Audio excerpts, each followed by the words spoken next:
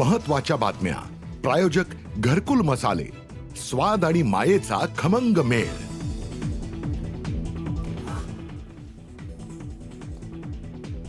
मुख्यमंत्र्यांकडून सर्वसामान्यांचं जीवन सुकर करण्यासंदर्भात 7 कलमी कृती कार्यक्रम निश्चित. ईज ऑफ लिव्हिंग संकल्पनेवर काम करण्याच्या राज्यातील अधिकाऱ्यांना सूचना.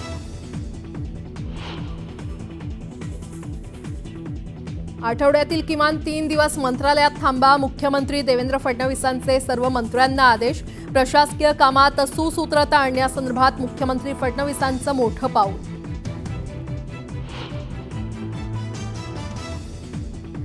वाल्मिक कराडच्या आवाजाचे नमुने आज तपासणार. विष्णू चाटेच्या मोबाईलवरून 2 कोटींची मागितली होती खंडणी. विष्णू चाटेचा मोबाईल सीआयडी चौकशीसाठी ताब्यात.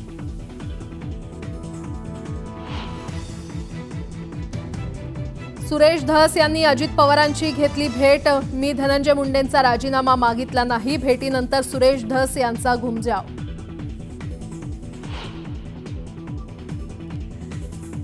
सिडकोच्या 26,000 घरांच्या किमती अखेर जाहीर. 25 लाखांपासून 97 लाखांपर्यंत घरांची किंमत.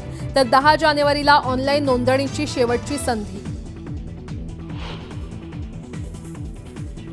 चित्रपट आणि नाटक पाहण्यासाठी मुंबईकरांच्या खिशाला आणखी झळ बसण्याची शक्यता. करमणूक करवाढीचा प्रस्ताव मुंबई पालिकेनं पाठवला राज्य सरकारकडे.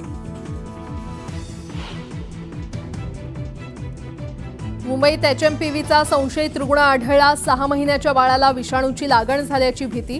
पवईतील रुग्णालयात उपचार सुरू. बुलढाण्याच्या शेगावात अज्ञात आजारानं नागरिक त्रस्त. 3 दिवसात 30 नागरिकांना पडलं टक्कल.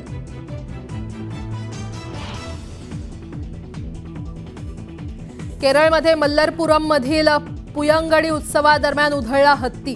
हत्तीच्या हल्ल्यात एक व्यक्ती गंभीर जखमी.